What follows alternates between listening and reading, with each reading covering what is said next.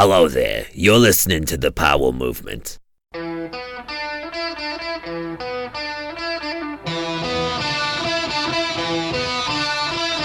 Welcome to The Powell Movement.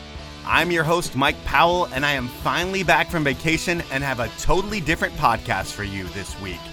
When I say different, it's really the same shit, but in the world of team sports with Steve Buckhantz, a dude I grew up calling Uncle Steven. The DC area has known my uncle for his Emmy Award-winning DC Hall of Fame level broadcasting skills over the past 40 years. Buck, as some call him, has done it all. He's broadcasted for the NFL, Georgetown basketball, Navy football, he did the DC area sports, and he spent 22 years as the voice of the perennial doormats of the NBA, the Washington Wizards. For those 22 years he spent with the struggling Wizards, Buckhantz got better and better, becoming a known entity in the world of DC sports. His trademark dagger call is part of the everyday vocabulary in DC. He made an impact, and if you haven't heard the Buckhantz saga over the past 6 months, I'm not going to spoil it in the intro. You'll have to listen for all the details. Before I get into it, I want to ask you to subscribe to the podcast on whatever platform you listen to me on, tell a friend about the show, and support my great sponsors. They are Evo, Stanley, Spy Optic, and the 10 Barrel Brewery. Now, let's talk to Steve Buckhantz. My audience is a ski and snowboard audience. They don't need to hear a ton about your growing up, but we're going to talk about some of it. You were born and raised in Arlington, Virginia. You had, I would say, a privileged life growing up. Your father ran a construction company. Life was easy for a young Buckhantz. I heard stories of you going up to Philadelphia when you were younger and going to Eagles games. And my grandfather, your father, knew the owner of the Eagles at that point. What's the story behind that? Well, we all grew up in Northern Virginia and the D.C. area, what we call the DMV. My father was friendly with a lot of people in the area, just regular people, but some of them had pretty high-profile positions. And one of them was a fellow named Jerry Wallman, who actually came from Pennsylvania but migrated to Bethesda, Maryland, where he started a building business. And it became very lucrative, and he became wealthy enough to where he purchased the Philadelphia Eagles. Well, he was friends with my family and many other local families. It's an interesting dynamic because we were Redskin fans forever. My father has had season tickets. I still have them since 1938. And he loved to tell the story, and I'll get back to the original question, but he loved to tell the story that when he was young, like 16, he managed to get a season ticket to the Redskins when they played at a place called Griffith Stadium in D.C. The season for the Redskins was 6 games at home and 6 on the road. So a season ticket was 6 games. A season ticket cost him $6.60. It was $1.10 a ticket. Did Dan Snyder own the team then? Not then. He wouldn't have made any money had he owned it then. But because of his relationship with this guy, Jerry Wallman, who purchased the Philadelphia Eagles, we all, I say we, our family and all the other families that were friendly with the Wallmans, and there were a dozen of them at least, all got season tickets to the Eagles, despite us having season tickets to the Redskins. And we would go up to Philly every Sunday on the train, and we would go and sit on these bench-style seating at Franklin Field and watch the Eagles play. I became a huge Eagle fan as a kid. We would go up to Hershey, Pennsylvania, and Reading training camp. I'd be able to get on the field, and I was a ball boy a couple of times, and it was fabulous. So my young roots, I was really an Eagle fan before a Redskin fan, and then eventually I became a Redskin fan. Were the Eagles fans assholes back then, or did that happen later? They were pretty rowdy back then.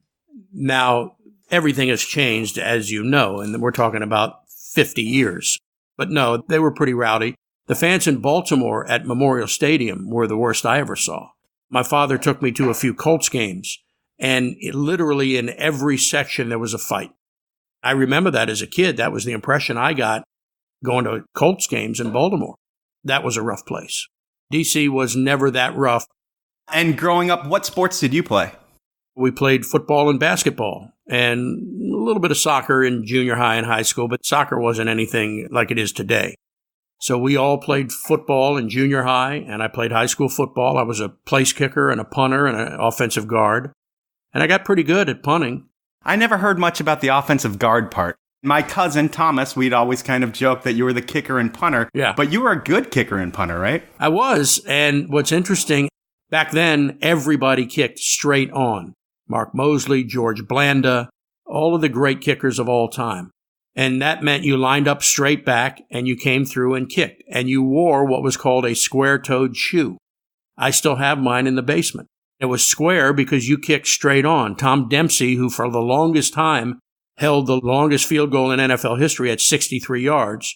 Half an arm, half a foot. Half an arm, half a foot. He had a block for a foot, kicked a 63-yarder. I think that's cheating the way his boot was with a steel plate in front. He had a steel plate. It was a block, basically. I was a pretty good kicker. I got off a 66-yarder one time. Whoa. Had a very good roll on it. And I used to always kick with a spiral, which was pretty cool. And then when I went to college, the University of Miami to begin with, and then transferred to Madison College, which became James Madison, my high school football coach was at James Madison as a coach. And he helped me transfer under the guise that I would go there to be the punter for the football team. The moment I got to James Madison in 1973-74, I went to a meeting of the radio station because that's what my passion was. And that was the last time I ever really kicked a football in any kind of organized sport, but I never got onto the football team. I ended up doing broadcasting, and that was the end of my punting career. Did you know in high school that you wanted to be a broadcaster? Oh, yeah. I knew when I was probably in junior high school. I used to watch the news every night religiously to the point, and I'm talking about when I was in the 9th grade, the 10th grade, 11th, 12th, where I would know who every anchor was, every sportscaster was, all the weather people. And I was just fascinated by them. And I always loved, even at a young age, to just speak, to read in class. I loved when they chose me to read from a book. That was sort of where my passion was ignited and then fueled as I went to college. Even in high school, I did the morning announcements on the Washington Lee High School in Arlington. I announced the junior varsity basketball games on the PA system. And with another guy, a guy named Greg Lefebvre, who wound up at CNN as a reporter, we tried to start a radio station at school. In high school? In high school. Overachiever. We actually went down to the FCC building in Washington, the headquarters, to get all the paperwork and do everything we could to try to start a radio station. And for whatever reason, we weren't able to do it. It was a little over our heads. And your dad did really well at this point in construction. Was there any thought of following in his footsteps, or it was like, fuck that, I'm going to be a broadcaster? Well, it was my dad and your dad, who were all in the same construction business. I worked for my dad for a couple of summers and absolutely hated it. It was dreadful. I mean, I'm getting up at 6 o'clock in the morning, driving a big truck. I'm loading stones and digging holes. And by the afternoon, I was finding a place in a model house to go into a closet and fall asleep. I was exhausted. Manual labor is not your forte. No, absolutely not. And then I went to work for your father, who was also building houses. And he had me in crawl spaces, cleaning stuff out and loading wood, and it was horrible. And so that was the memory I have of my construction career, which never went any further than that. His memory is you standing in something like quicksand and sinking to the point where he thought they were going to lose you, and they had to get a bulldozer to actually lift you out of the ground because you were stuck. Before I got into the quicksand, I would sit in the trailer by myself and answer the phone calls of people that would come in. But I would also listen to the local radio stations, and when they would have contests and you needed to be the first or second caller, I was all over that thing. I had the push button down, man, to the last second. And I won one time, and I got a T-shirt that I still have from WPGC Radio. So that's what I used to do, and it used to make your father so mad. But the time when I came out, we had had horrible rains. And, of course, it's a construction site, so there's mud everywhere. I walked out there and got into this mud that I sunk down to my knees, couldn't get out of it. And they literally had to have the bulldozer operator come over with this gigantic bulldozer with the big, whatever you call that thing on the front. And he drove up to me within 6 inches of my legs, and he stops on a dime in the mud. I grab hold of the bucket, and he lifts me out of the mud. My shoes stayed in the bottom of the mud. They came right out of my shoes. They're still in there somewhere. And that's how they got me out. It was horrifying. From there, you need to figure out a plan of what you're going to do, and you are going to go to University of Miami, which you said you're going to become a broadcaster. And what I think is crazy is You're an only child with two sisters. Right. Just in the way that you were treated, I feel like. And when you say you're going to the University of Miami, I would think your family is nuts over you're leaving. Yeah, I think they were. But you know what? It was me who had the problem, not so much them. I chose Miami because of the novelty of it. It was in Miami, and I thought that was cool. A very close friend of mine from high school was also going to Miami. And they had what I deemed to be a pretty good, serious broadcast communications department. When I went down there, I was homesick for my girlfriend back here. And there were so many people trying to get on the air at the radio station at Miami, I had no real choice. Plus, when I was living in my dorm on the 7th floor at a place called Mahoney Pearson Complex, they were installing air conditioning. We didn't have air conditioning. Tragically, a guy that was installing the air conditioning in my dorm room fell off of my balcony and got killed. Your room's balcony? My room, my balcony.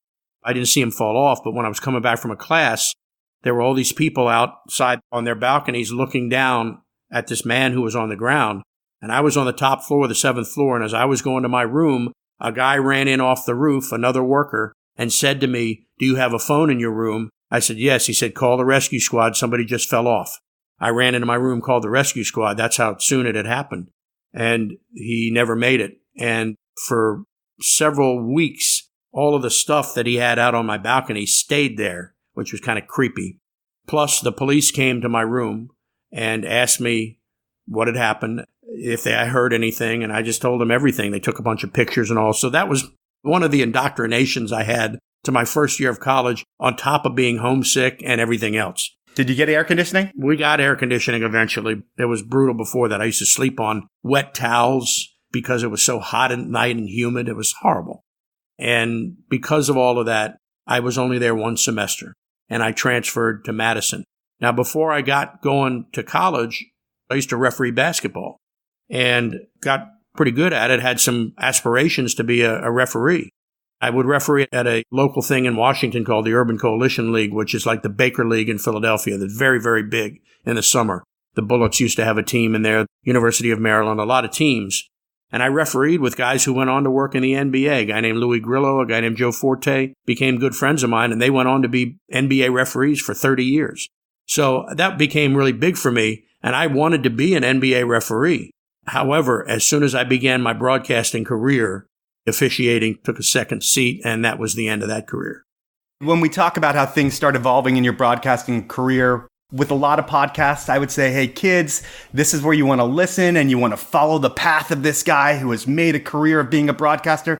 But things have changed in broadcasting. When you were growing up, you could be a broadcaster. Today, it seems like it's all former athletes. They get through their career and then they get put on the air. If they have talent or not, it doesn't matter. They're a former athlete and they end up on the air in a lot of cases. But when you were growing up, you could still be a sports broadcaster. And you go to Madison College. How do you end up on the radio there? Is it something you have to work a couple years for? Is it something that happens like that? Back then, happened like that. When I went to the first meeting of the campus radio station, now keep in mind, in 1974, when I got to my second semester, which was my first at James Madison, they had a campus radio station that was 10 watts of power. Literally, you could yell further than the signal. There were 7,500 kids at the school. The first meeting of the radio station I went to, there were 8 people there. In Miami, there were 300.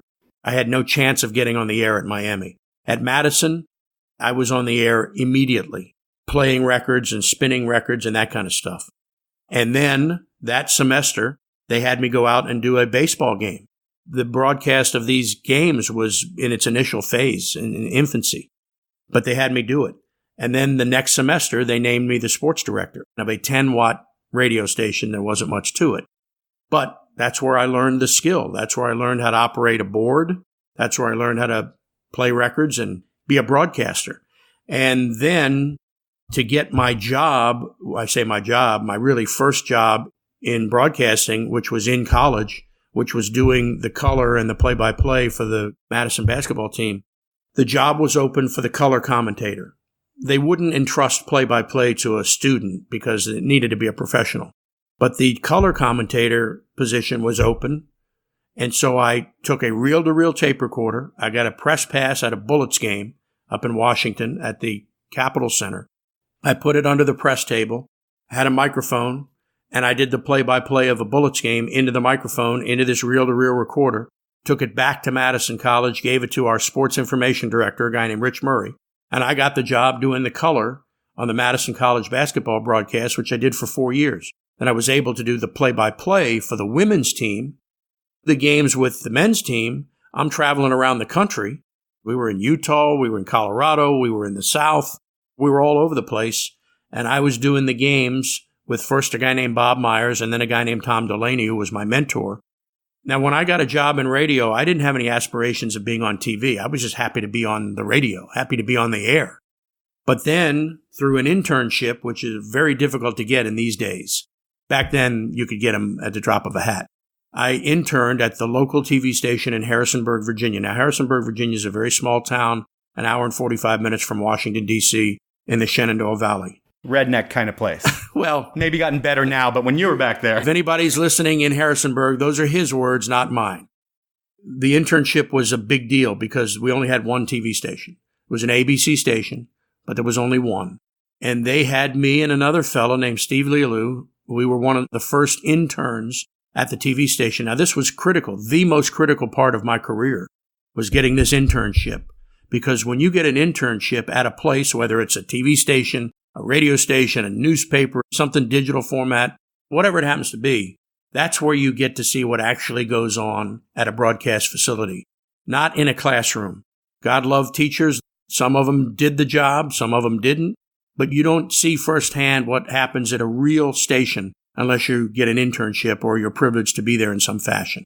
And I was, to the point where they put me on the air as an intern, being a news reporter during the week, and at 11 o'clock I did the sports and the weather.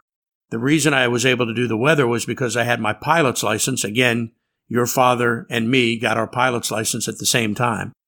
And I knew a little something about meteorology, or at least I could fake it. So they had me doing the weather and the sports at 11. And my friend Steve, who also was in college, he was a year younger than me, was doing the news. So we did the 11 o'clock news together, the two of us, and we did news, weather, and sports. And you're in school at this time? Oh, yeah. This is 1977. I hadn't graduated yet. I graduated in 77, but I started while I was still an intern and used to make some of the most heinous mistakes that you could ever imagine. But back then, there were only a handful of folks watching at 11 o'clock in Harrisonburg, Virginia. You could make mistakes like that and not get fired for it. I did. I'll share one of them with you, which was the most embarrassing one of my career. Maybe the first or possibly the very closely second. I was reading, again, a little different than today where you get all your information on a screen. This was a ticker type. The stuff would be printed out on a typewriter that came from the Associated Press. And I would get all my information from that. There was no other way to get information. There were no computers. There were no cell phones. None of that stuff existed. No internet. None of that. So when it would come across the wire, you would literally see it typed out as it was happening. Well, I made the mistake early on in my career, which I never made again, of not reading the story all the way through. So as it's printing out, I'm reading the story, and it says, Kareem Abdul-Jabbar of the Los Angeles Lakers has announced he will play the remainder of his career in Los Angeles. There was more to the story. I didn't read it. I just ripped it off. And this is a great story. I'm going to use that. I put it on a piece of paper. I give a copy to the director. I go up onto the news set. My friend Steve is up there. We do the news. Then he throws it to me for the sports. We didn't have teleprompters or anything like that. We had hard copy, and I'm reading it off the hard copy. Kareem Abdul-Jabbar of the Los Angeles Lakers has announced he will play the remainder of his career in Los Angeles. Now I begin to read the rest of the story. The Lakers, who were defeated in last year's NBA championship game by the LFT teachers and officials of a parent organization, and I stopped in horror, and I looked at my friend Steve, and I saw the word officials, and I thought, officials, basketball? I kept reading. It got worse. The Associated Press had changed stories in mid-sentence, and I didn't see that because I didn't read it at first. And I kept reading, and it kept getting worse, and I looked over at my friend who was off camera, and he's looking at me with this face of horror, like, what are you reading? And it was just the most embarrassing thing ever. And I finally just realized I was in so deep, and I just looked up at the camera and I said, Associated Press, bad copy, got me again. And I went on to the next story. I get home, and my roommates, who used to delight in watching me on the air because I would make so many mistakes, I get home and they say to me, man, those LFT teachers pretty damn tough last year, went all the way to the NBA championship game.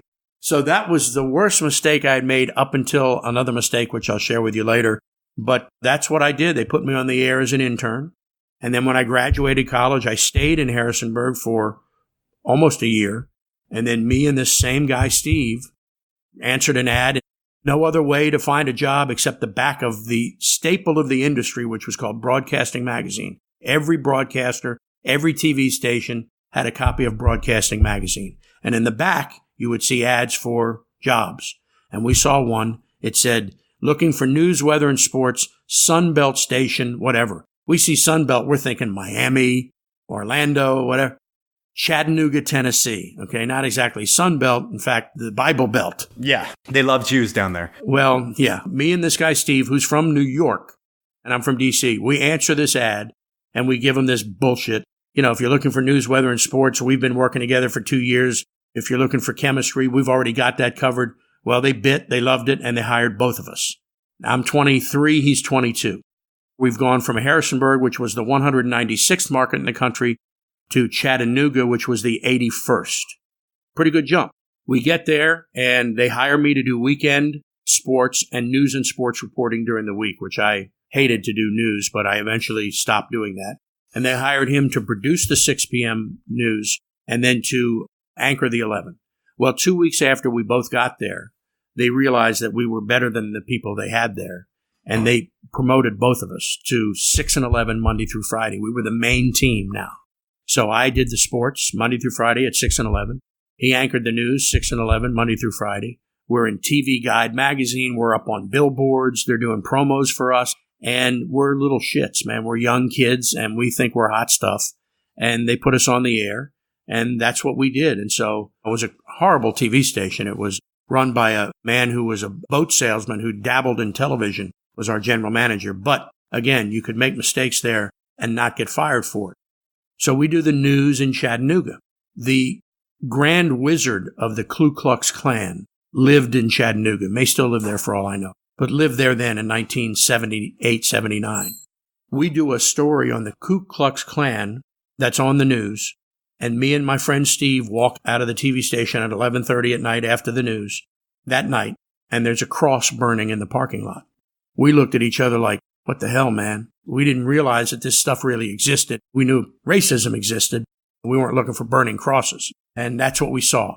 That was the second rung of the ladder that I climbed on my way to D.C. The next rung after that took me to Nashville. Step up, state capital, 30th market in the country. In Nashville, you had minor league baseball. You had the Double-A team of the New York Yankees in a beautiful stadium. You had Vanderbilt University. You had Tennessee State University and a little bit of stock car racing. You didn't have any pro sports there then like you do now. This was 1980. But you're in a real city for the first time. Real city, which was big, huge. Again, they hired me to do the weekend sports, which I did, but it was a great TV station. Pat Sajak did the weather at one of the competing stations. That Pat Sajak? Absolutely. Oprah Winfrey was there at the station, not at the same time, but she had been there. A guy named Dan Miller, who was a broadcaster, who ended up being Pat Sajak's sidekick. I thought it was Vanna White. He actually had a talk show, like a David Letterman talk show. Then he went on to do Wheel of Fortune with Vanna White. So we had some big people come out of Nashville. Great city, great town. But again, no pro sports, not like they have now. There wasn't any football or hockey or anything. I was only there 10 months, which was good because I got a job in Atlanta after that. That was the big time. There's pro sports there. It's the real city. Everything was there. Now, unfortunately, hockey was just leaving when I got there in 1981. The Atlanta Flames, I think, moved on to Calgary. They had everything else. Plus, they had big-time college football. Herschel Walker was at Georgia when I was there. Dominique Wilkins was at Georgia. I worked at the best TV station in all of the South, WSB-TV. Big, kick-ass TV station. Great talent came out of there. It was huge. So when you say Herschel Walker's there, are you interacting with Herschel Walker on a weekly basis? Absolutely. We would go to Athens at least once a week, usually twice a week, to cover Georgia football. Georgia football is God in the South. And Herschel was also God. And Vince Dooley, the coach, was God. So we would go there to cover Herschel. He was a track guy. He told me he went to Georgia to run track, not to be a football player. That was his first love, and eventually became one of the great football players ever. We would cover Herschel and Dominique Wilkins, so we were going to Georgia constantly. But Atlanta and that TV station, the best. I worked with a great sportscaster named John Buren. Our anchors were legendary, a woman named Monica Kaufman, who everyone in Atlanta knows.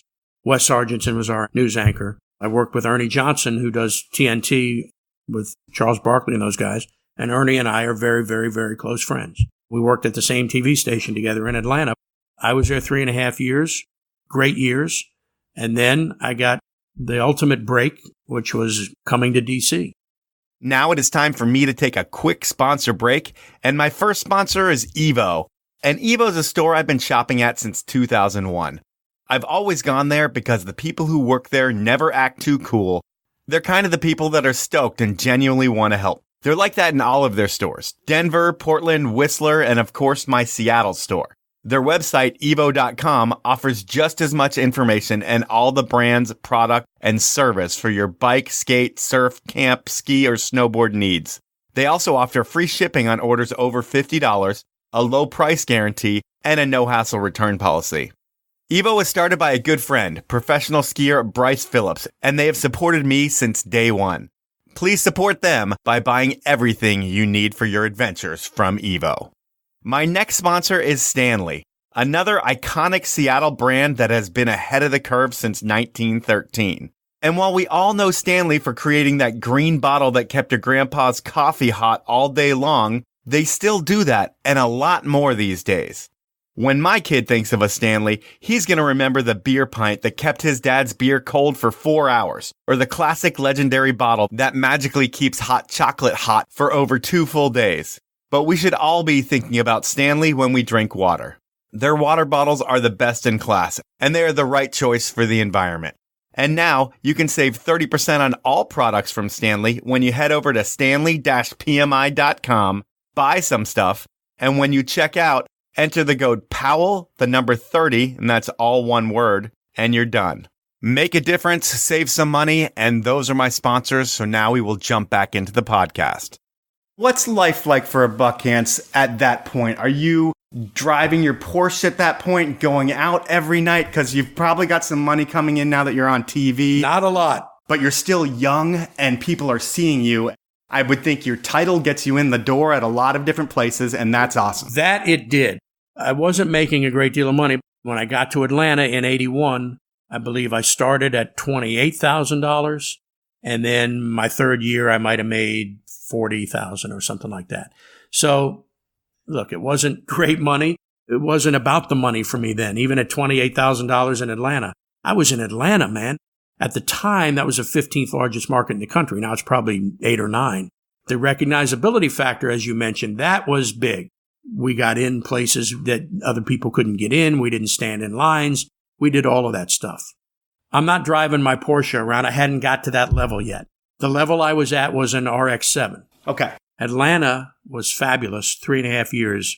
The social life in Atlanta back then was tremendous.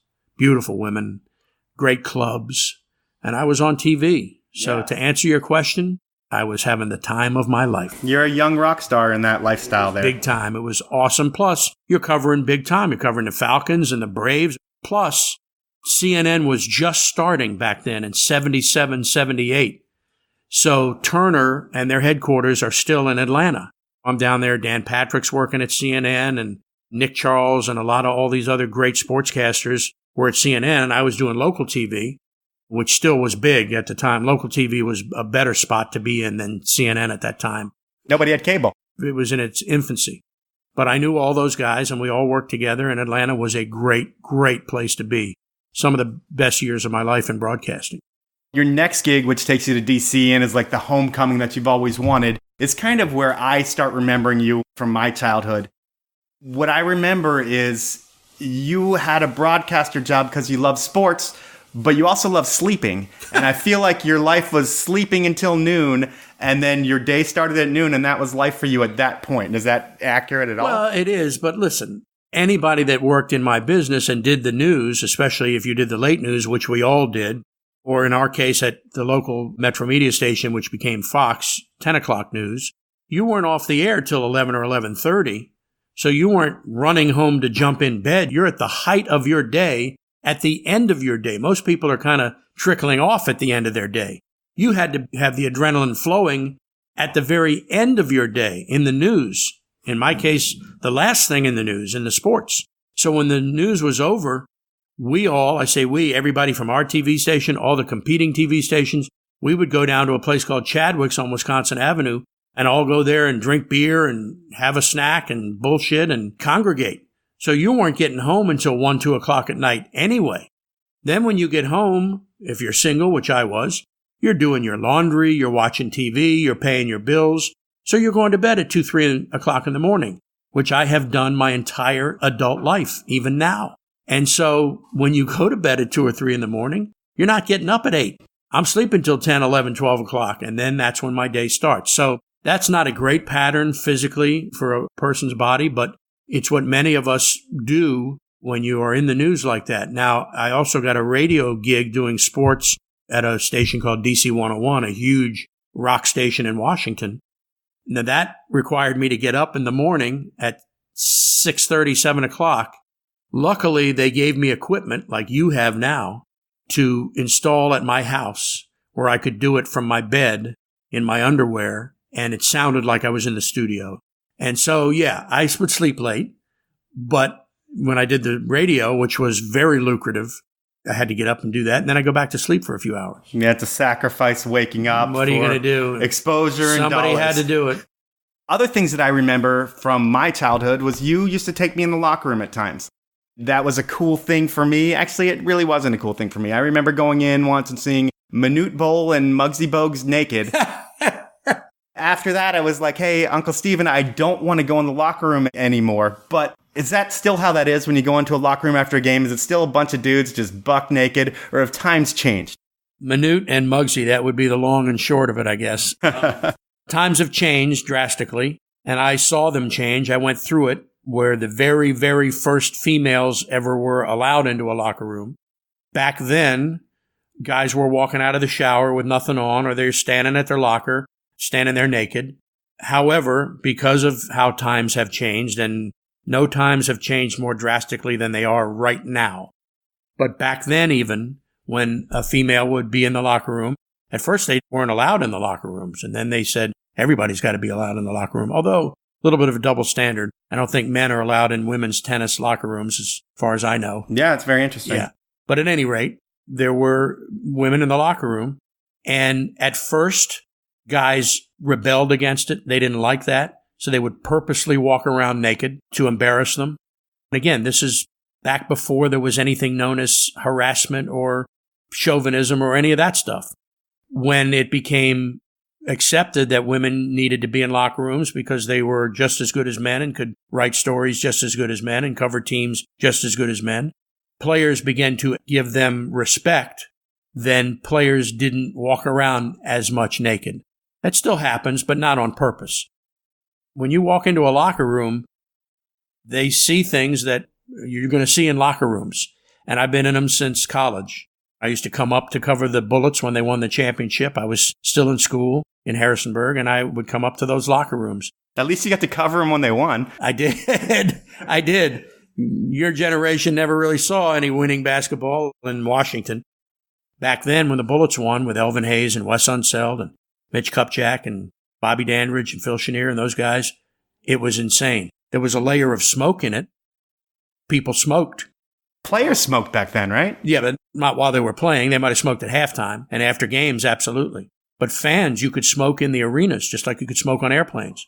And there was a layer of smoke, haze, just underneath of the Jumbotron in the Capitol Center and every other arena in the NBA because people were smoking in the stands. It was ridiculous. So now I'm in D.C. and bringing you to games, and you got to see some pretty neat stuff. So D.C. was the start of a whole nother career.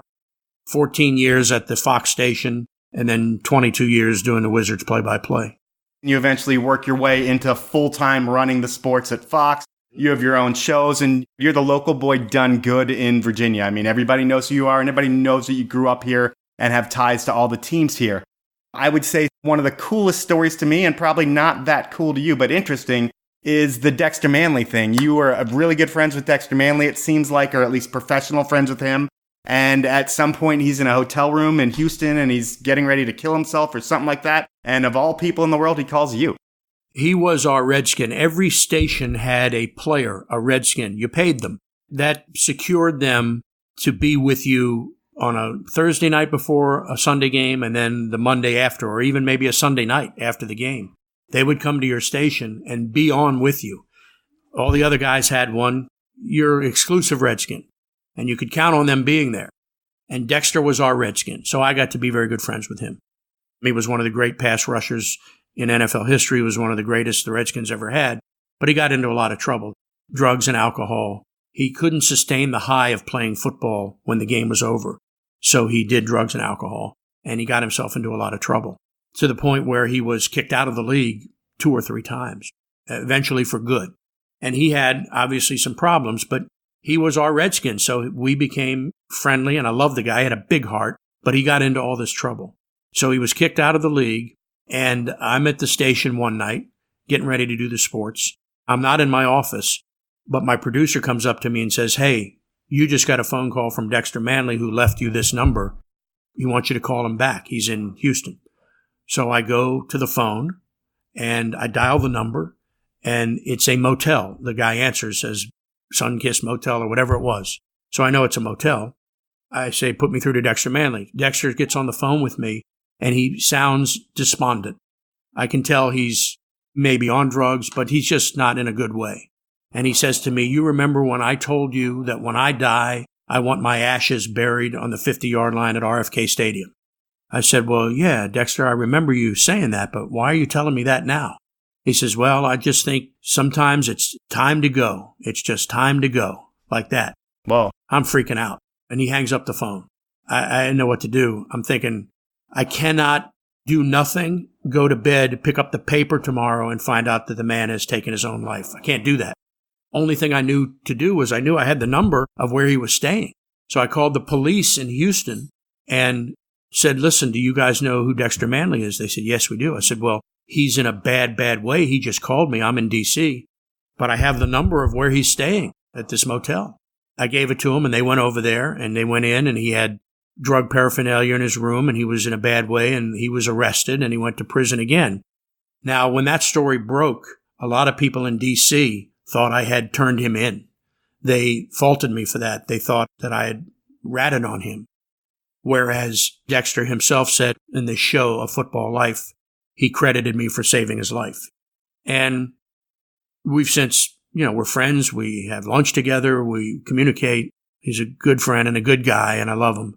But if I saved his life, great. But I didn't know anything else to do. Any person, I think, would have been too concerned to do nothing. That's what I did. So that's the way it worked out. Interesting thing about the TV station I worked at. When I first got to Washington, the station I worked at, WTTG, was owned by a man named John Kluge. It was called Metro Media. It was a conglomerate of stations, 6 of them, in big markets, Washington, New York, San Francisco, Los Angeles. In 1987, he sold those 6 TV stations to Rupert Murdoch, the president of Fox. And those 6 TV stations became the Fox television network. At first, there was very little programming on those TV stations. They had nothing. They had The Simpsons, they had In Living Color, and that was it. They would take movies from their Fox studios and put a movie on at night, and that's all they had. That all changed historically in 1994 when Fox got the rights to the NFL. They stole them away. They outbid CBS for the rights to televise the NFL, and specifically the NFC. That was $1 billion deal right there. Oh, easily. And Fox went from overnight not having a sports department to having a legitimate full-time sports department. They basically took all the guys from CBS, stole them, and hired them at Fox. So they went from not having a sports department in a matter of months to televising the NFL that next month. That was in 1994. fans, when they put that bid in, it was almost like a joke. Like, how are they going to take over this Who is sport? Fox? It's this fledgling network that has never done it before. But Rupert clearly knew what he was doing. Well, the Fox thing for you is huge in your career, because I remember I was a freshman in college and you are like the 5th broadcast team on Fox at that point. They're testing you out for some games with Merrill Hodge. Yes. And your dream, I think, in your life is to, I would think any broadcaster's dream, especially growing up as an Eagles and Redskins fan, is to do pro football. Yeah, well, you're right. When you were given that test, there's no way you're going to fail. You were going to get that job. And you did, 3 or 4 games with Fox? I did. I was the only one of the Fox announcers, the play-by-play guys, who was actually working at a Fox station. I was anchoring the sports in Washington at what became the Fox station. And I'm sure James Brown, a good friend of mine, had probably a little something to do with this. But they called me to come out to audition for football in 1994, before they had gone on the air. And I'll never forget, my first game was with Jerry Glanville, who they loved because he had all this corn pone stuff, He'd sit there and say, hey, I could throw a football through a car wash and not get it wet. They loved all that stuff. He credits me for getting him his first job. So we did our audition game together, and it went really well. And I got a game that year. I got a Redskin game that year. Redskins at Tampa. Merrill Hodge was my color guy. And the first play of the game, the kickoff, goes to Brian Mitchell, who gets knocked unconscious when a guy named Terrell Buckley hit him under the chin, knocked him out. So they took him to the sideline. Now, there was no concussion protocol back then like there is now. Now, Merrill Hodge is sitting next to me. He was out of the game of football because he'd had 5 concussions. And you could hear it in his voice, I feel like, in the beginning. He could definitely speak to that. That was my first game. I was in a difficult position because my bosses locally at the Fox station had clearly no problem with that game. They were ecstatic about it. I did a live shot from the stadium for the news. I did the game. I was on Channel 5 for 3.5 hours doing a Redskin football game, the most watched show of that day. And it was me, their sports guy. The following week, they asked me to do another game, the Rams at Tampa. Well, my bosses, in their infinite wisdom, did not let me do the game. They didn't clear me to do the game. They wouldn't allow me to go out of town to do the game. That game would not have been broadcast locally on Channel 5. It would have been broadcast in Los Angeles and Tampa. It was a regional NFL game. So I got screwed out of that game, and I feel like that may have actually changed the course of my career. Because had I done that game, which they obviously had enough confidence in me to do another game, Yep. I feel like I would have gotten another game and another game. When I went out for my audition game in Los Angeles, the other guys who were out there doing their auditions were, you ready for this? Joe Buck, Kenny Albert, Kevin Harlan, Tom Brenneman, and a guy named Craig Bolerjack. Well, those other 4 guys I mentioned are all sons of famous broadcasters. Jack Buck was Joe Buck's father, Marty Brenneman, Tom Brenneman's father, Kenny Albert, Marv Albert's son, and Kevin Harlan, whose father was the general manager of the Green Bay Packers. When I got home from that audition, my father said to me, geez, I'm sorry I went into the building business. But I got the game, and then they offered me the second game, which I didn't get. The next year, I did get another game. It wasn't a Redskin game. It was the Falcons and the Lions in Atlanta. And then the third year, I got another game, which was the year they blew up the Kingdome in Seattle. Cardinals at the Seahawks. And I did that game with a guy named Trevor Maddich, and I did the Falcon game with a guy named Bill Moss. So I would like to think that my career, of course, might have taken a little different path had I gotten that second Fox game and then maybe another, and maybe I'd have been in that stable of Fox announcers. As it turned out, I wasn't. Were you bitter? Oh, yeah. Yeah, I had a face-to-face meeting with our general manager, and I basically called him out and said, dude, you screwed me out of that game. He just said, yeah, it wasn't me. And I didn't believe him then, and I don't believe him now. Is that kind of what puts the wheels in motion for you to think of doing something else? I think it's a few years later when you start talking to the Wizards, but do you see a future of getting out of local news? I really didn't at that point. I did a lot of play-by-play on the side. The stuff I did on the side at Channel 5 was televised on Channel 5. They weren't going to let me go do a game on CBS. But we did the Big East Network, so I did a lot of Georgetown games when I was at Channel 5. So I did a lot of freelance play-by-play along the way, which got me my experience at that. So that when the Bullets job became available, and at first it wasn't even the full-time job, their play-by-play guy, who was a great broadcaster named Mel Proctor, He left Washington in 1997 to go do San Diego Padres baseball. That created the opening for the Bullets. Now, I had filled in for him. Sometimes he missed games because he did boxing and other things. They'd ask me to fill in for him, and I did. And I worked with Phil Chenier in those games.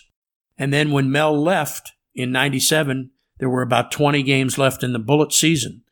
And they had me and Dave Johnson do the rest of those games that season. And in fact, I did the Bullets playoffs when they played Michael Jordan and the Bulls in 97, which was the last time they had gone to the playoffs in many, many years. And they were out in 3 games, but they had a good team, Juwan Howard and Chris Webber, and they were really good. And I did those games with Phil Chenier. After that season, I went to Susan O'Malley, the president of the team, and I said, I want to do the games full time next year. She said, well, okay, but you can't miss games in November because you're in a rating period at the TV station and they won't let you out of the station, or games in May when we have the May sweeps.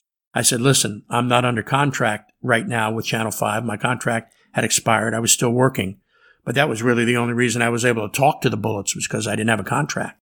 And I said, and I'm prepared to leave the TV station if I have to. And I did, because the TV station, despite the fact that I went to them and said, listen, I can do both. And your sports guy is going to be the play-by-play guy of the Bullets in the new arena, which we didn't know at the time, with the new uniforms. And oh, by the way, with the greatest player that ever played in the history of the game, when Michael Jordan came to us in 2000. We didn't know that then either, but you see how things work out. They didn't see the forest for the trees. They didn't want me to be gone from games. They didn't want the weekend guy to do games, even though he was very, very good at it, Chick Hernandez. They hired somebody else to come in and be the sports guy, and I went to do the Bullets. I'm glad it happened that way, because it would have been too strenuous to do the anchoring and the play-by-play at the same time. And that began my 22-year career of doing the Bullets games, which the next year they became the Wizards. Now it is time for my final set of sponsors, and I'm going to start with Spy Optic. Spy has spent the past 25 years innovating the sunglass game, but more importantly, they've spent 25 years making you look good. To celebrate this 25th anniversary, Spy is re-releasing the MC3, an ode to Jeremy McGrath's original MC sunglass.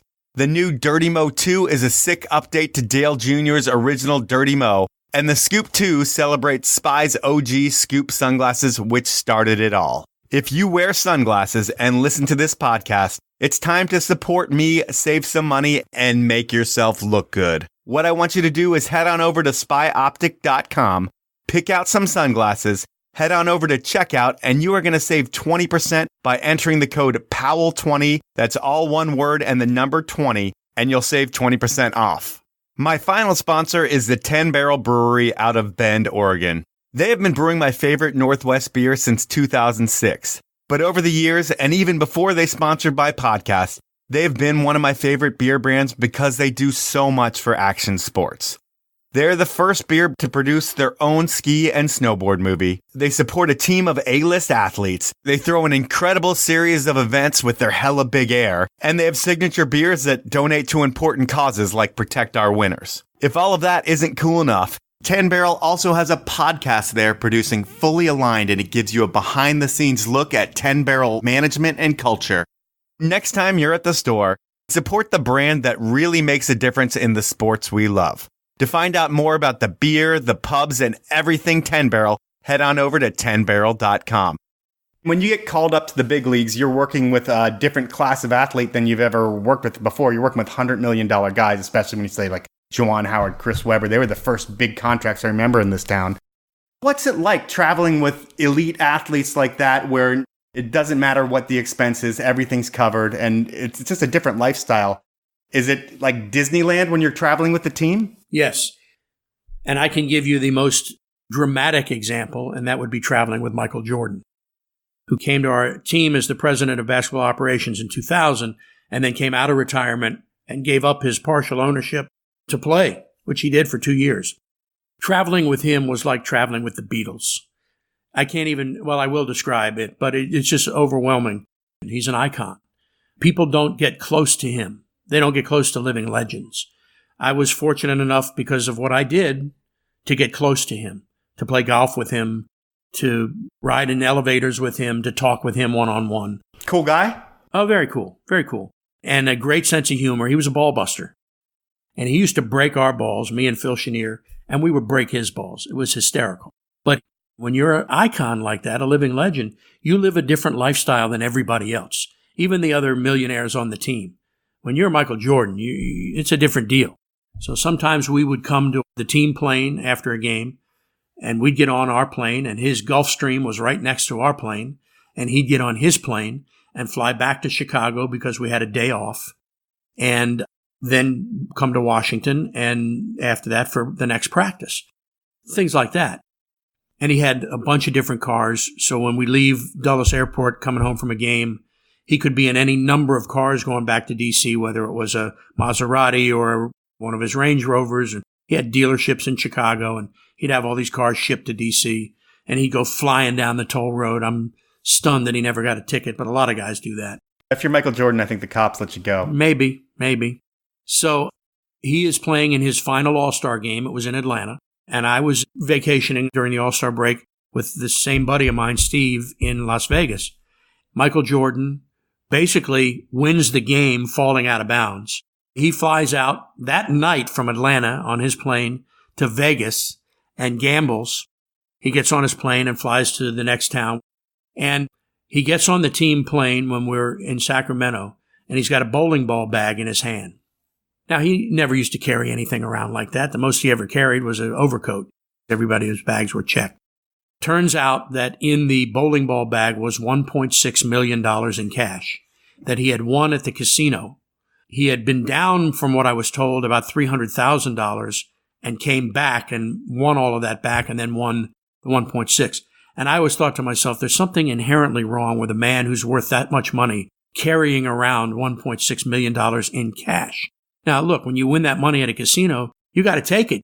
You don't put it in a bank. You got to carry it out of there with you, at least back then. And he did. And there were all kinds, where he just was Michael Jordan. We were in Memphis. We stayed at a place called the Peabody Hotel. It has a very famous tradition where they have these world-famous ducks that live on the roof of the Peabody Hotel. That's where the team stayed. And every day they would bring these ducks down the elevator and parade them across the lobby floor to this fountain. Now, these ducks are world famous. They've been to the White House. They've been all over the world. And they're famous for whatever reason. And so the manager of the hotel comes to Michael Jordan's people, and he says, it would be awesome if that elevator opened up and Michael Jordan led the procession of these ducks to the fountain. And the guy says to the general manager, he says, let me ask you a question. He says, do you like your ducks?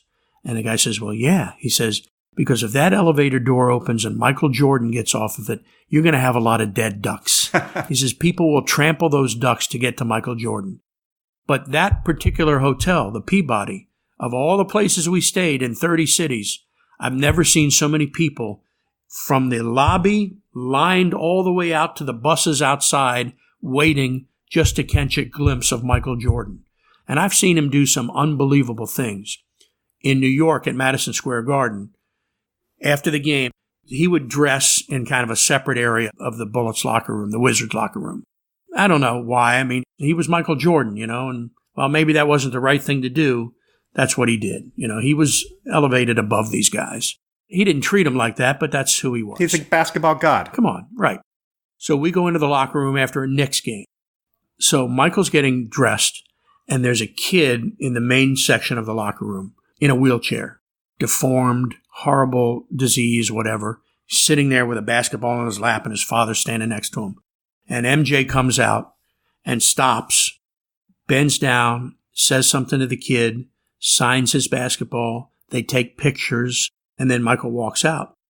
And I had said this to Michael Jordan at some point later on. I said, I know you're an iconic basketball player and all. I said, but that's the kind of thing that makes a difference in this world.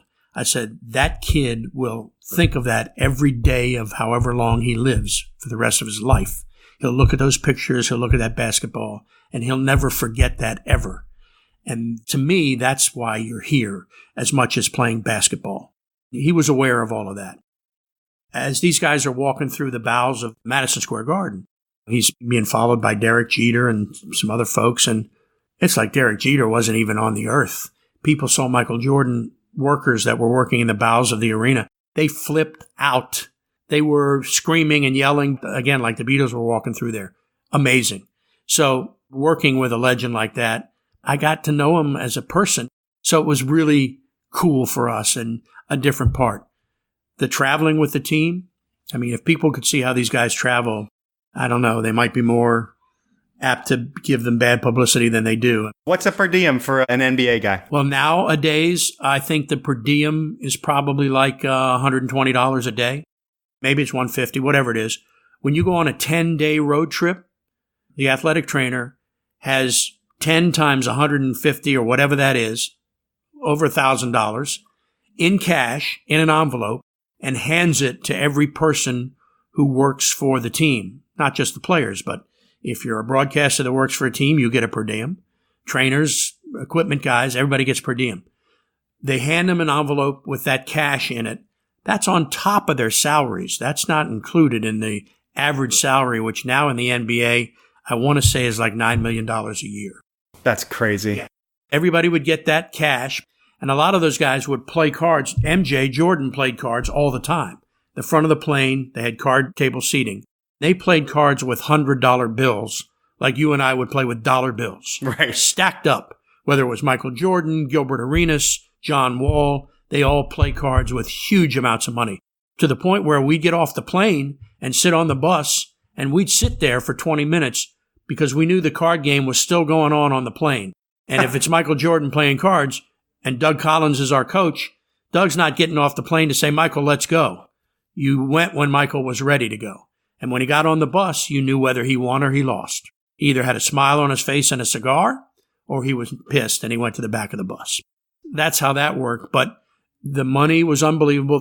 Everybody flies on a chartered plane. There's no security, or at least before 9/11, there was none. Now there's some security. They wand you real quick. It's a bunch of crap. You get on the plane with whatever you want. You want to carry 6 bottles of water on there, you can. 8 suitcases, it doesn't matter. Everybody has first-class seats. The players have beautiful reclining first-class seats. Even we had first-class seats. Nobody sat next to you for the most part. Movies, people walking around on taxi. There's no rules on a charter plane. MJ used to smoke cigars on the plane. Plane's landing and guys are still walking around. Food is catered by Morton's or P.F. Chang's or Cheesecake Factory. So the food is just outrageous. Big gallon buckets of Haagen-Dazs ice cream, although now they're a little more health conscious. They don't serve as much of that stuff. You parked in a special area at Dulles Airport 100 yards from the plane. Then you just walked onto the plane.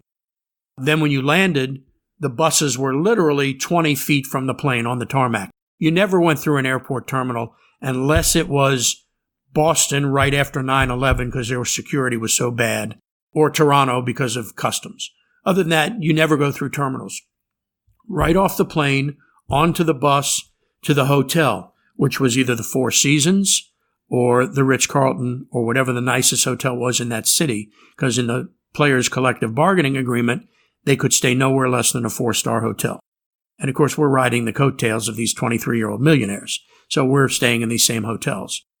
Then you cab to the arena, you do the game. In my case, I'm standing on the floor with the greatest athletes in the world, calling these games, and then when the game is over, I'm done, and I go home, and I do that for 6 months, and then I'm off.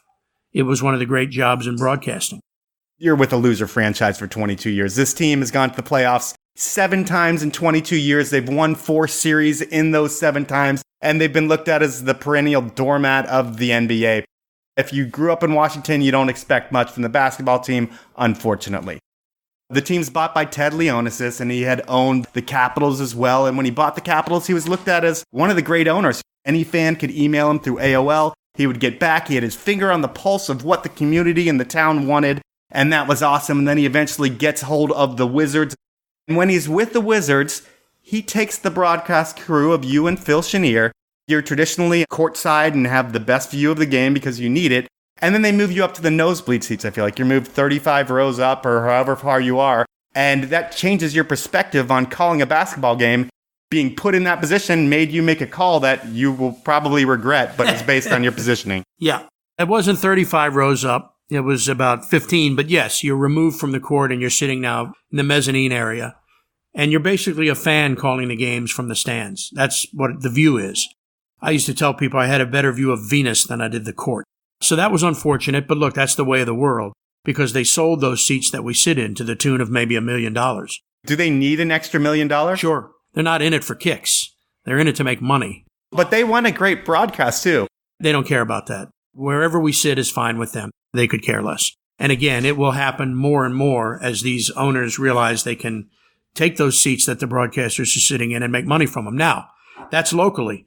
The network has an agreement where the announcers must sit on the court at mid-court.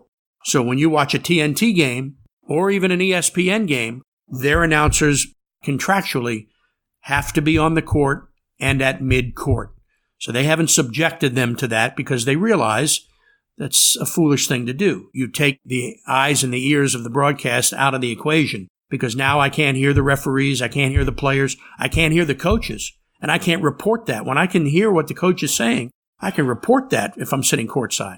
I can't do it if I'm sitting halfway up the court. It's difficult to see the court. In some instances, teams that have jerseys that mesh with numbers, it's difficult to see the players and who they are.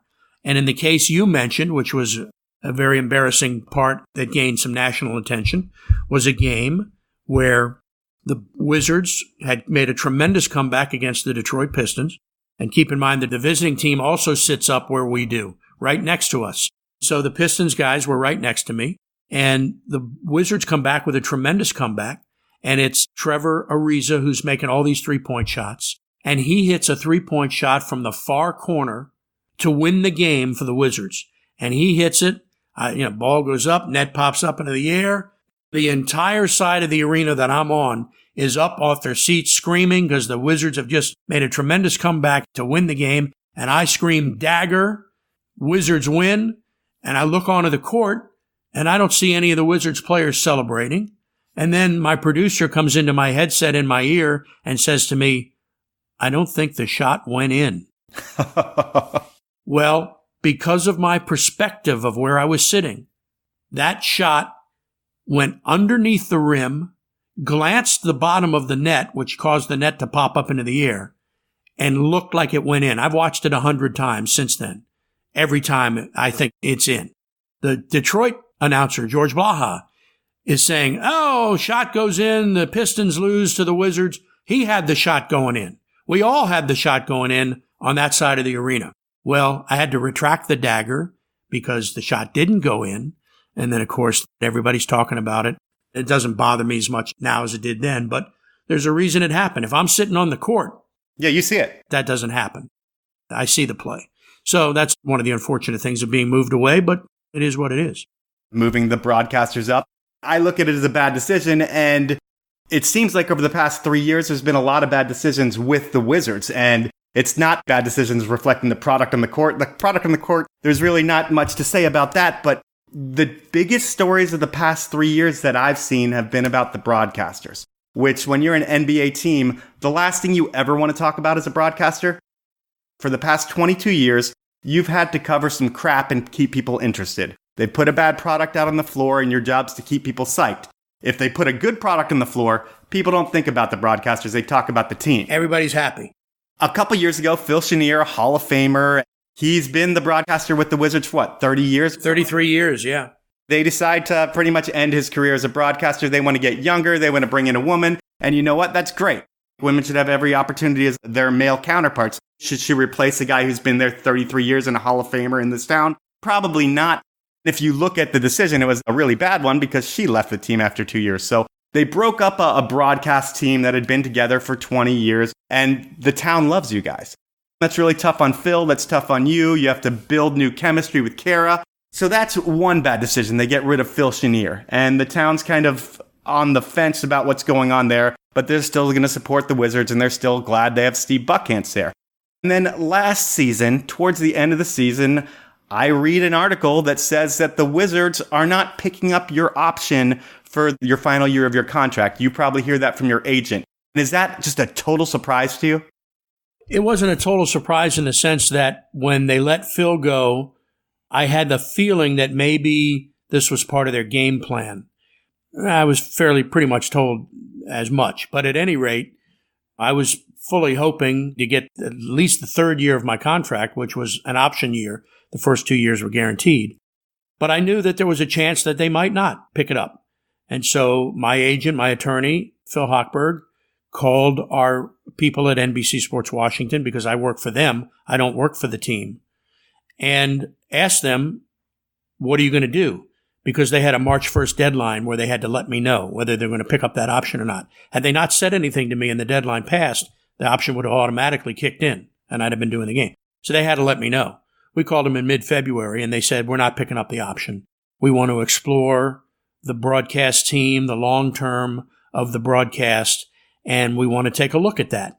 They said to me, the door was still open for you to come back, but we are going to audition other people for your job in the meantime to see. They auditioned your friends? Actually, yes. Two of my very, very good friends were auditioned, which was okay with me. Both those guys called me before they came up and said, hey, man, I'm coming up to audition. I just want to let you know that. I said, hey, look, you got to do what you got to do. Yeah. And I mean, these are buddies of mine and still are very, very close friends. This hadn't changed anything. Neither one of them got the job, by the way, but they were close. And they're all both great broadcasters.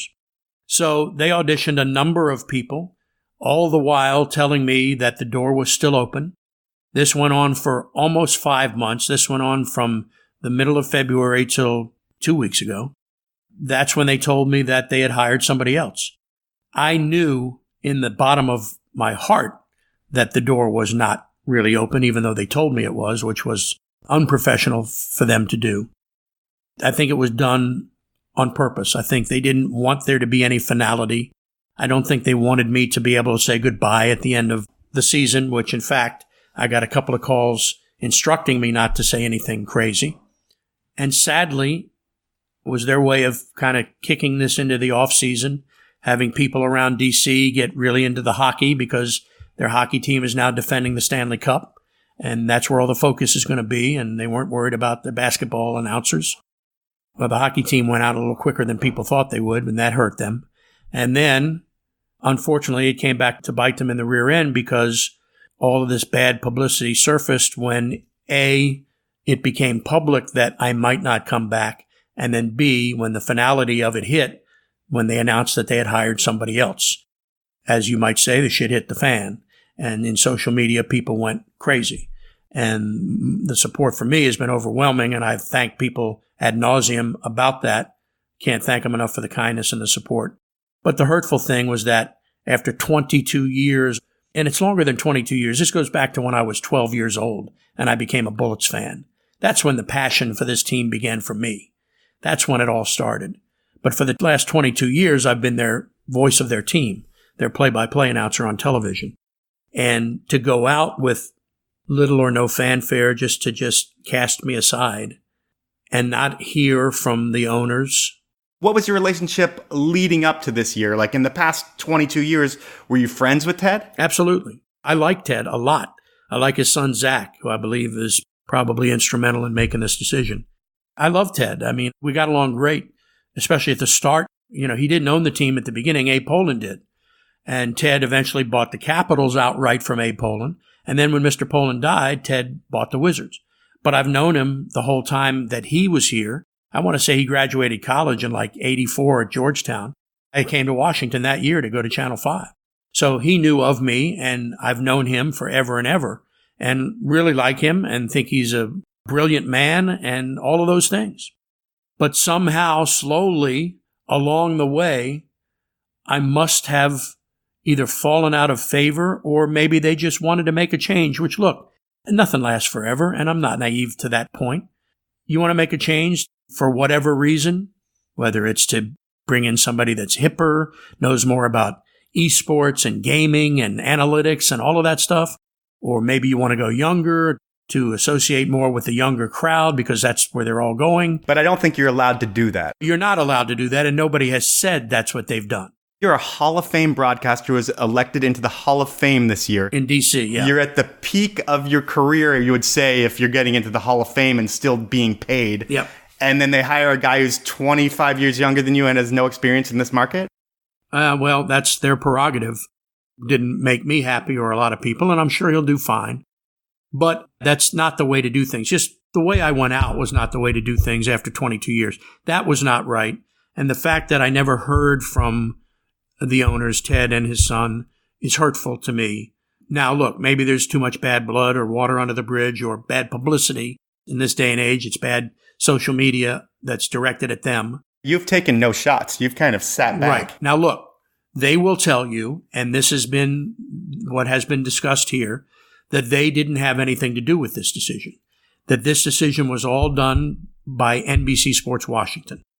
That's what's puzzling to me, is that there are 29 other guys in the NBA who do what I do, and they're all really, really good at it. They're professional play-by-play broadcasters, skilled professionals. I can't imagine somebody that's in the same position as my boss at NBC Sports Washington in one of these other markets going up to somebody like Mike Gorman in Boston or Kevin Calabro in Portland or Mike Breen in New York or Ian Eagle in Brooklyn or Mark Zumoff in Philadelphia or Eric Reed in Miami. You name them. I can't imagine somebody going up to them and saying, you know what? You've been doing this for this team for 25, 30, 35 years. I think it's time maybe we take a look at making a change. Are you kidding me? Somebody like Mike Gorman in Boston would look at that person and say, get out of here, dude. I'm not going anywhere. I've been doing this for 35 years. I'm a fixture here. I make a difference. You know, I get guys that come up to me and say, man, I've been watching you since I was 10 years old. I'm 32 years old now. I'm a grown man. You're all I know. So that's why I say this decision was not made by NBC Sports Washington.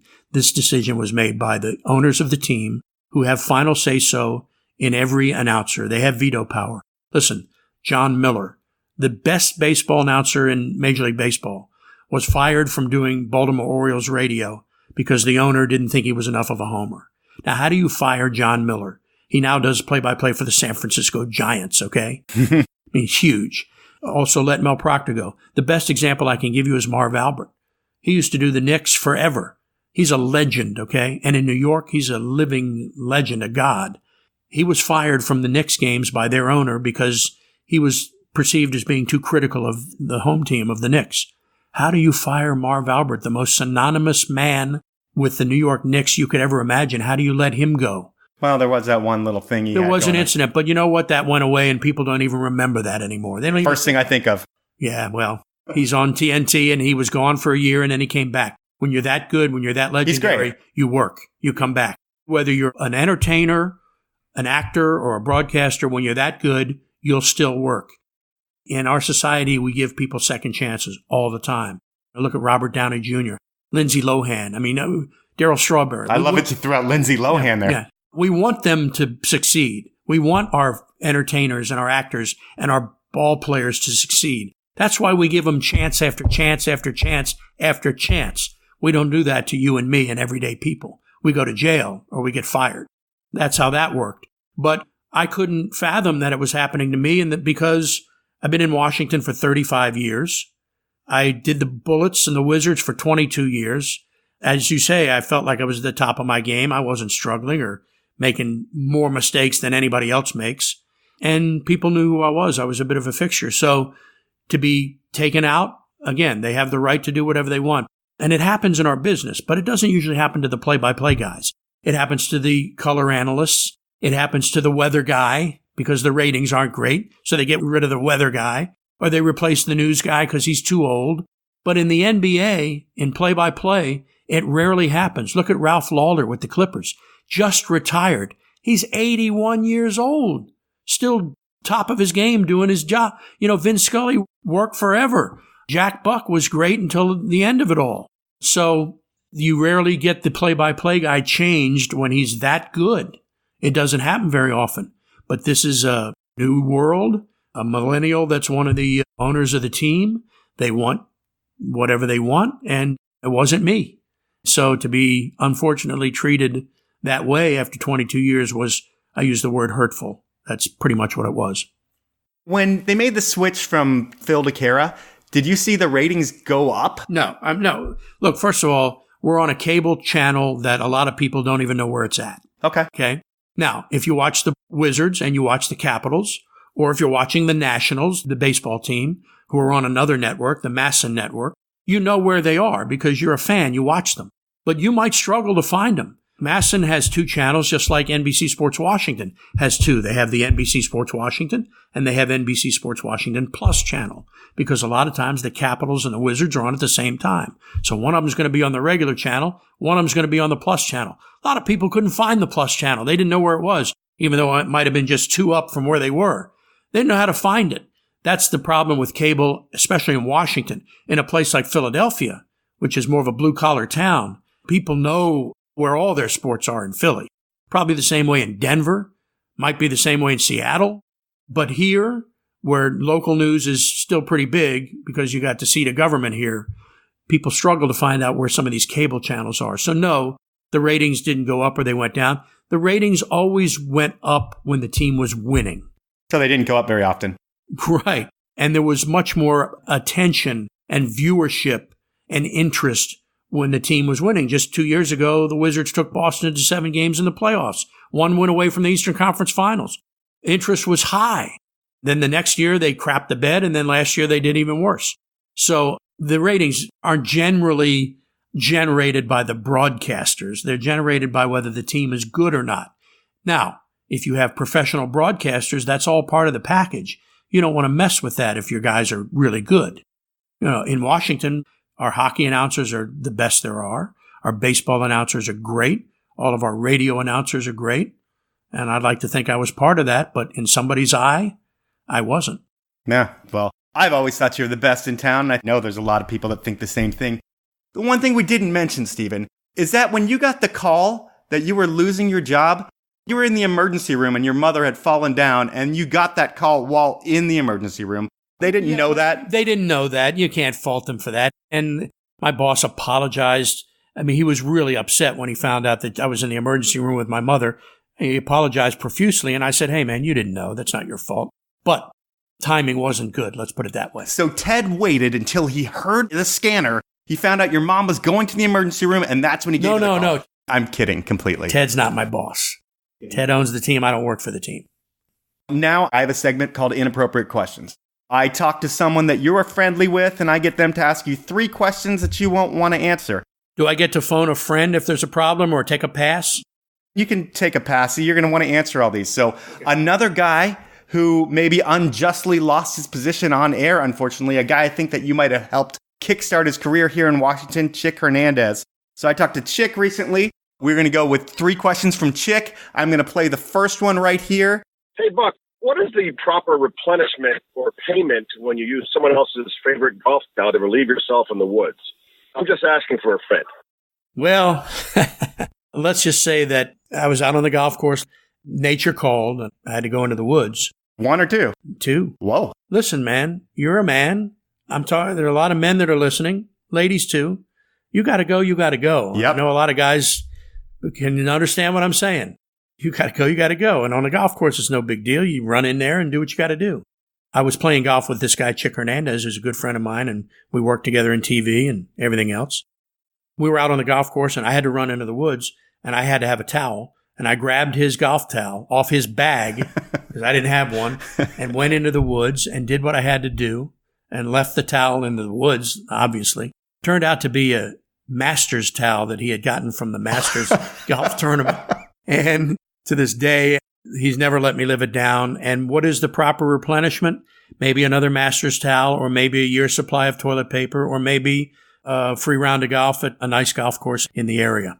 Well, it sounds like you just got a free round of golf, Chick, another Masters towel, and whatever else you just said there. We will go with question number 2 from Chick. Hey, Buck, when you told Hall of Fame coach Joe Gibbs that his Redskins team was favored to win the Super Bowl before the season even began, and your source was Playboy magazine, did you just read the preseason predictions, or did you look at the pictures too?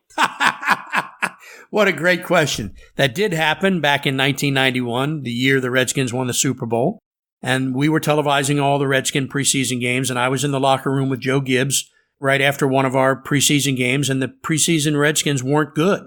They lost like 3 games and won 1.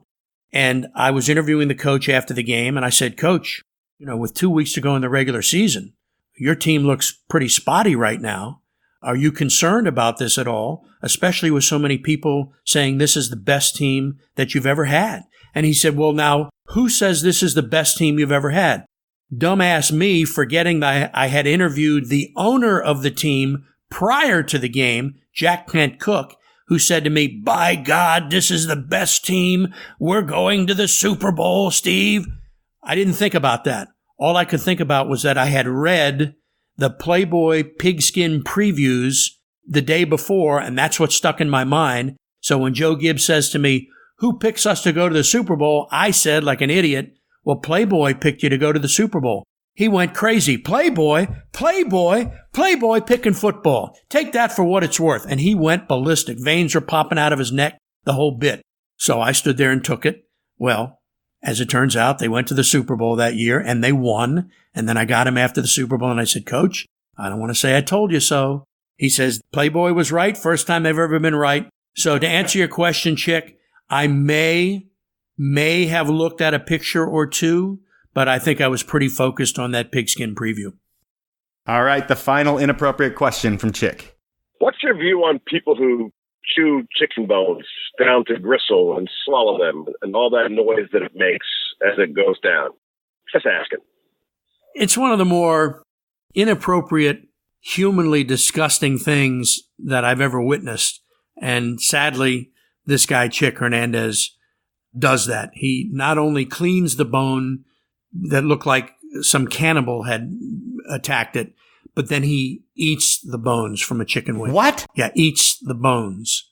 And it's physically nauseating. Is it a party trick? He does it because he likes the bones. Maybe he thinks it cleans his teeth like an animal in some fashion. Huh. But he eats the bones. It's disgusting.